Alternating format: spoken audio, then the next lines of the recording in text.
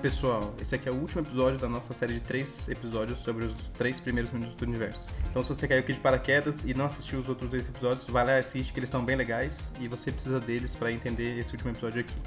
É isso aí, vamos quebrar essa simetria aí em 3, 2, 1...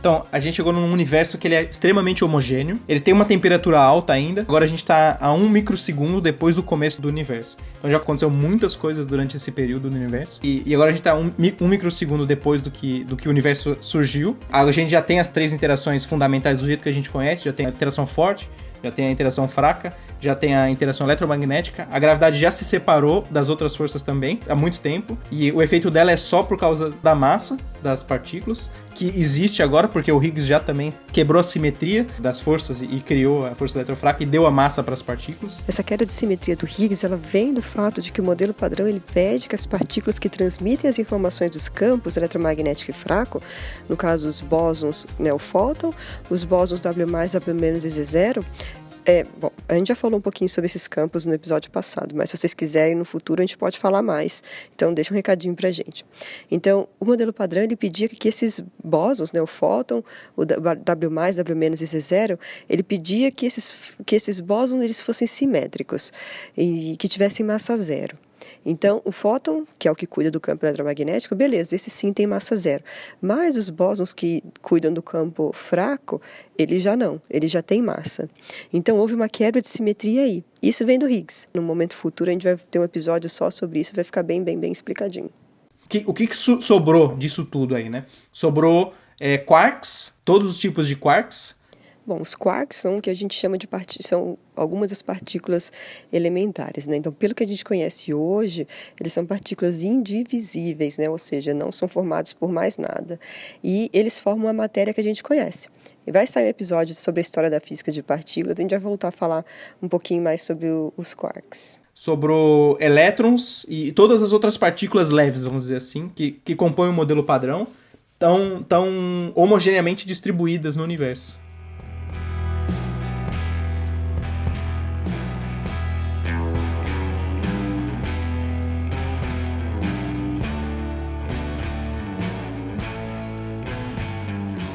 Então, a ideia agora é que a gente vai começar a ter formação de algumas partículas um pouco mais pesadas, né? Então, o universo ele deu uma esfriada em relação... Ainda está quente, ainda está aqui calor, mas já deu uma esfriada em relação ao começo.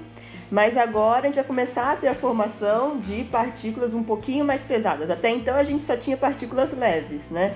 Mas agora vão aparecer os prótons, os antiprótons também. Antes, as coisas estavam num estado que as pessoas chamam de quark-gluon plasma, que é justamente assim, não tem um próton, não tem um nêutron, tem só quark, tudo espalhado, né? Uma sopa de quarks. Tá tudo bagunçado. Quarks e gluon. Então, e nessa idade, basicamente todas as partículas muito pesadas já sumiram. Então, algo que é importante a gente falar, na verdade, as partículas elementares, né? Partículas muito pesadas, elas são instáveis. Então, se você não tem energia para criar elas tipicamente, depois de um tempo ela decai e você não consegue criar uma nova. Quando o universo ele baixa muito a temperatura dele, ele não consegue mais criar partículas muito pesadas, essas partículas elementares. Então elas decaem e você sobra com as partículas mais leves, que nesse caso são o quê? São os quarks mais leves, os quarks up e down, né? As partículas sem massa, e o gluon e o fóton. Gluons são as partículas que transmitem a informação do campo forte. Eles são os responsáveis, né? Eles são os que fazem com que os quarks eles se comuniquem e que fiquem juntos. Os elétrons, os muons, os neutrinos, né? Então as partículas mais leves, elas estão todas sendo criadas e aniquiladas nessa sopa. É uma grande suruba de interação ali. Exato. Lá na alta das barcas, né? É 3 gluons, tem quark com antiquark, tem 2 quarks. Sodoma e Gomorra. E essa é a verdadeira Sodoma e Gomorra, né?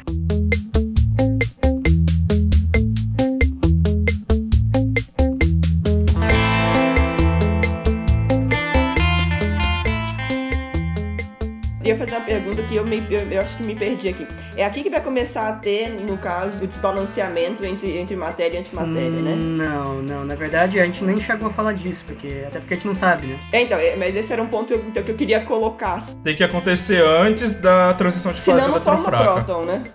Eu acho que nessa época já acabou, já tá totalmente desbalanceado nessa época. Um desbalanceamento bem grande. E ainda tem antimatéria das partículas mais leves, porque ainda tá tendo criação de pares, por exemplo, o positron. Então, mas esse é o ponto. Até um certo momento do universo, tava tudo aniquilando com todo mundo, antimatéria com matéria. Mas aí, em algum momento, então, você tem ideia de mais ou menos onde foi isso? Olha, tem que ser algum lugar entre a inflação e a transição de fase eletrofraca. Não pode ser na inflação, porque na inflação o universo está em equilíbrio térmico e aí tem uns problemas técnicos. E não pode ser depois da transição de fase eletrofraca, porque a gente já testou tudo isso com física experimental, LHC e etc. Então a gente tem essa janela para consertar esse problema. Então foi antes de 10 a menos 10 segundos. Isso, por isso que eu falei que eu estudo primeiro nanosegundo do universo.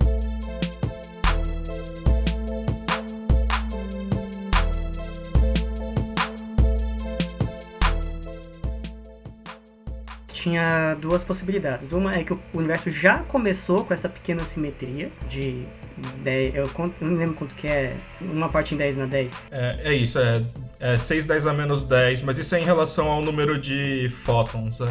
Fótons porque os fótons são originários dessa aniquilação, né? Então eles são indício de que isso aconteceu, que tinha basicamente essa proporção, né? O que a gente sabe, né, é que a matéria e a antimatéria são produzidas aos pares. Então sempre uma partícula e uma antipartícula são formadas ao mesmo tempo. Mas o problema é que a gente não vê muita antimatéria por aí, né? Tipo, tudo que a gente vê é matéria. Então a gente sabe que em algum momento, né, houve um desbalanceamento nessa produção, mas a gente não sabe ainda qual o processo, nem as causas e nada ainda. Mas tem muitos estudos, né, sobre isso a caminho.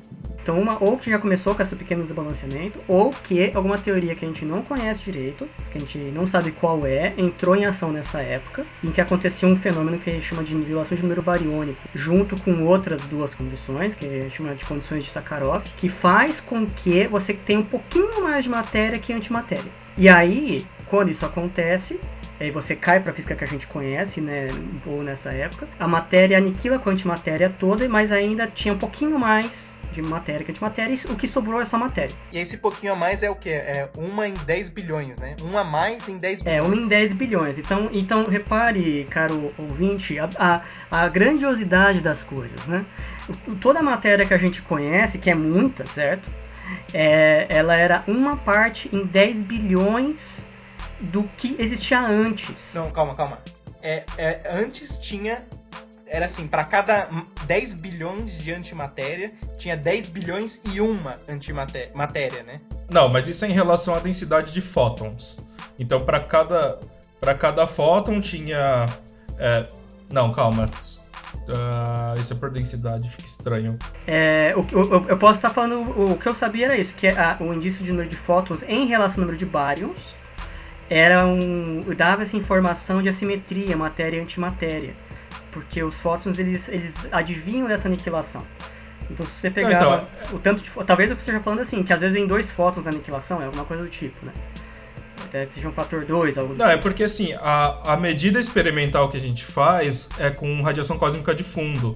Então a gente não consegue medir exatamente quanto é o número de baryons menos o número de antibáryons. A gente sabe o número de baryons menos o número de antibáryons dividido pelo número de fótons. Baryons são as partículas que são compostas por 3 quarks, né? Então um próton, por exemplo, é um tipo de báryon, um nêutron também é um tipo de báryon, mas tem muitos outros. Só que os outros, né, são mais pesados e acabam sendo mais instáveis, então por isso que a gente não vê eles por aí, mas existem muitos outros também. Eu estou fazendo... Então aí você tem que mediar por isso. Por quê? Porque quando você está expandindo o universo, isso daí é tudo em relação à densidade. Como você está expandindo o universo, automaticamente você está diminuindo as densidades. Só que isso daí vai de forma igual para baryons e para fótons. Então você acaba fazendo isso para ter um valor constante.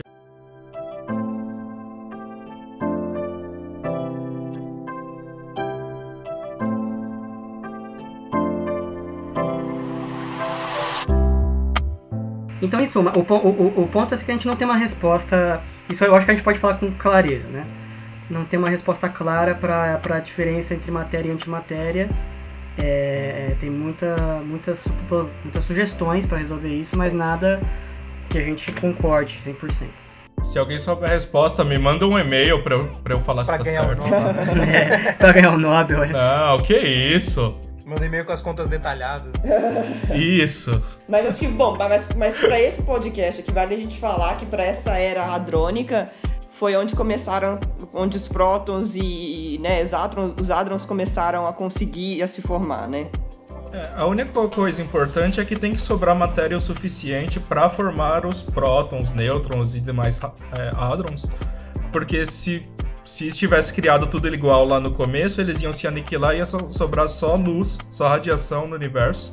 Então tem esse problema lá, mas vamos bola pra frente, vamos acreditar que sobrou matéria e matéria vai formar os prótons e nêutrons. Um dia a gente grava um podcast sobre isso. Bem, mas vamos voltar para a história do universo. Então a gente tem um universo agora, tem basicamente prótons e nêutrons. Os antiprótons e antinêutrons já se aniquilaram nessa época. Então você não consegue criar mais eles com a energia média. Você tem elétrons e os seus antielétrons, chamados pósitrons.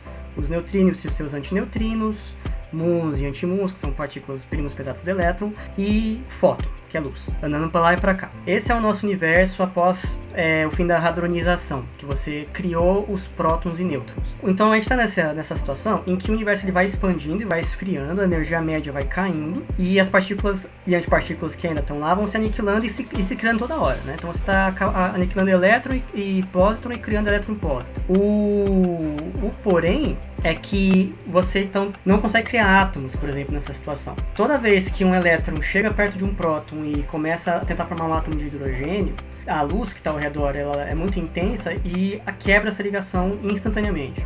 Então você está numa situação em que você não está conseguindo criar átomos ainda, mas você está no processo de criar núcleos de átomos. Você já tem um núcleo de hidrogênio, que é o próprio próton, né? Mas você está num processo em que você vai começar a tentar criar núcleos de hélio, do átomo de hélio. Esse processo a gente chama de nucleossíntese primordial. Você está criando os núcleos atômicos nessa época do universo.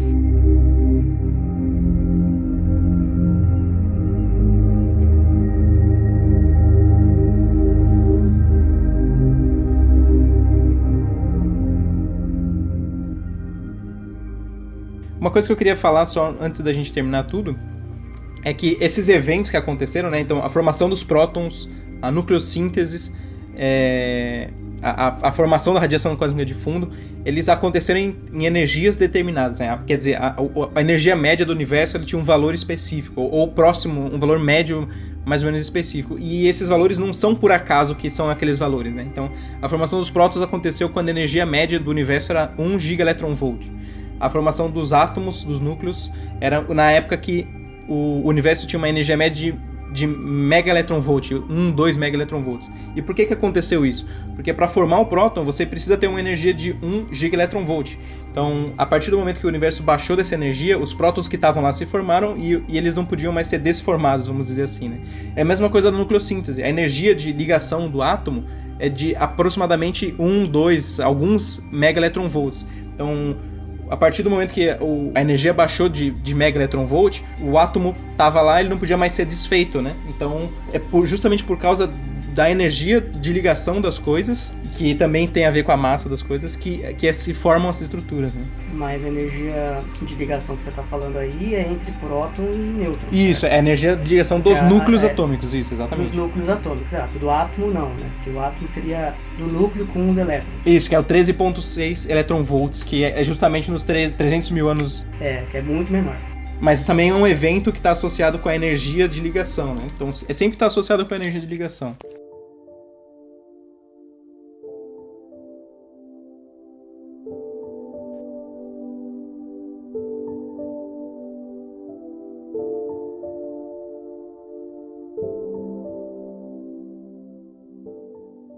E a nucleossíntese, ela acontece quando o universo tem 1 segundo de vida e a energia média é 1 megaelectronvolt e a temperatura é 10 a 10 Kelvin. Ele já esfriou bastante daqueles 10 a 30 que a era de Planck acabou. E a energia média também é muito mais baixa, é 1 megaelectronvolt. E também por essa época, um pouquinho depois disso, menos nessa época, os elétrons e pósitrons vão se aniquilando e só sobra elétron, porque o elétron tem aí coisa de 500 kelectronvolts de massa, né? Metade aí de um MeV, né? Então, por essa época também os elétrons vão aniquilar os pósitrons, tem um pouquinho mais de elétron que pósitron, e só sobra elétron. Então, ao fim desse processo, você tem alguns núcleos atômicos, os núcleos de hélio e os núcleos de hidrogênio. Os núcleos de hélio são criados a partir de fusão nuclear, que nem acontece no Sol. Então, você tem um monte de próton ali, que são núcleos de hidrogênio, eles fazem reações que geram nêutrons, e esses nêutrons se juntam ali com aqueles prótons e formam átomos de hélio. Hélio 3 e hélio 4, mas hélio 4 principalmente, que são 2 nêutrons e 2 prótons. Então, esse processo ele é muito interessante. Uma das evidências mais fortes que a gente tem da teoria do Big Bang é que a gente consegue calcular o quanto que o universo tem de certos núcleos atômicos. E a teoria prevê que, grosso modo, quase 100%, coisa de 75% dos átomos são hidrogênio e outros 25% são hélio. Quase tudo criado na época do início do universo, da nucleossíntese. E a gente olha para o universo e bate. Praticamente 100% do universo é feito de hidrogênio e hélio. O pouco que existe de outros átomos foram feitos, alguns desses no próprio nucleossíntese, átomos mais leves, de lítio, etc. E os mais pesados foram feitos em supernovas, muito tempo depois. Então, esse processo que a gente está descrevendo aqui é o processo que a gente está criando os núcleos atômicos nas proporções que a gente observa em grande parte no universo. Então, essa é uma evidência muito, muito forte para a teoria, né? Não é só que ela fala que você vai criar hidrogênio e hélio em sua maioria. Ela te dá os números de proporção e bate relativamente bem, só que as nossas medidas ela ainda tem grandes imprecisões nessa época, mas ela é boa o suficiente para a gente afirmar que a teoria tá promissora. Uhum. E essa nucleossíntese ela começa justamente com 1 segundo depois que o universo começou, então aconteceu muita coisa muito rápido, e ela vai até os 3 minutos finais. Então, grosso modo, os 3 primeiros minutos eles descrevem o momento que a gente está em um universo com os núcleos atômicos principais formados, um monte de elétron por ali e luz, e os neutrinos, né, andando por lá para cá. E aí os elétrons estão tentando se unir aos núcleos, mas eles não conseguem porque os fótons não deixam. Uhum. Isso vai acontecer muito mais para frente, né? Isso acontece, aí não é mais 3 minutos, né? Vai acontecer com 300 mil anos depois, que você consegue ter o universo ficou frio o suficiente, ou seja, os fótons têm energia baixa o suficiente para que eles não destruam essa ligação entre o elétron e o núcleo atômico. E aí você cria átomos. E os fótons basicamente sem nem energia para interagir, e é muito tempo depois, 300 mil anos depois. Então você pagou pelo pay-per-view aí dessa época, pagou pelos 3 primeiros minutos, mas o que acontece, aí já é TV aberta, né?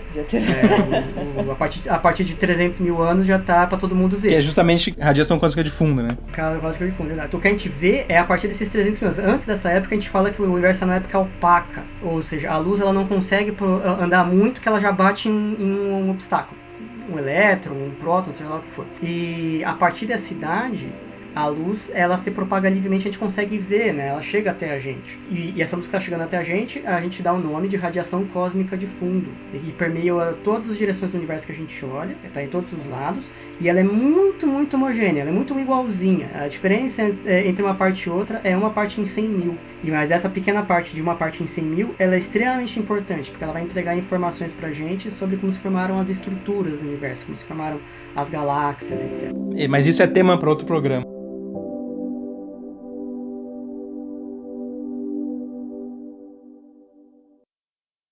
Bom, pessoas, esse foi o nosso terceiro e último episódio sobre os 3 primeiros minutos do universo. A gente espera que vocês tenham gostado, porque a gente curtiu bastante fazer.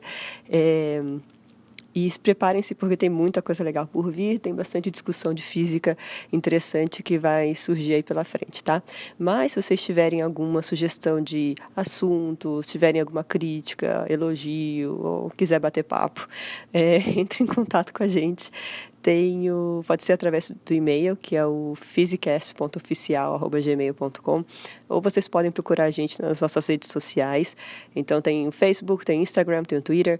Fala com a gente, manda suas sugestões, suas dúvidas, suas críticas, que a gente vai adorar escutar vocês, tá? E não esqueça que tá rolando um sorteio de um livro bem, bem, bem, bem legal na nossa página do Instagram. Tem uma foto do Sato segurando um livro, que é o Isaac no Mundo das Partículas. Super, super, super interessante. E nessa foto tem todas as regras para participar do sorteio, tá? Não deixa de participar, porque vai ser bem legal ganhar esse livro. Boa sorte para vocês, tá? Então, super beijo. Até mais.